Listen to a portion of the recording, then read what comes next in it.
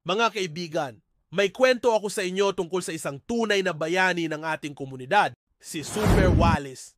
Isipin nyo, sa simpleng walis at pusong handang maglingkod, may isang tao na nagbibigay ng pag-asa sa ating mga tabing dagat. Hindi siya nakasuot ng cape o may superpowers, pero ang kanyang dedikasyon sa paglilinis ng ating dalampasigan ay tunay na kahanga-hanga. Araw-araw makikita mo siya, naglalakad sa baybayin, tinatanggal ang mga basurang plastic at mga kalat. Hindi lang yan, namimigay pa siya ng libreng bigas para sa mga pamilyang nangangailangan. Simple lang ang kanyang kasangkapan, isang walis at pusong nagmamahal sa kapwa.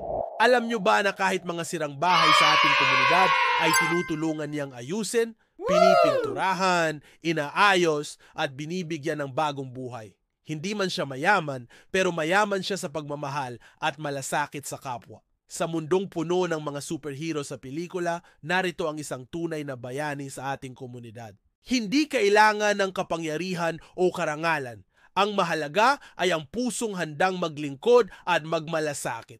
Kaya mga kababayan, isabuhay natin ang diwa ni Super Wallace. Tayo rin ay maging bayani sa ating sariling paraan.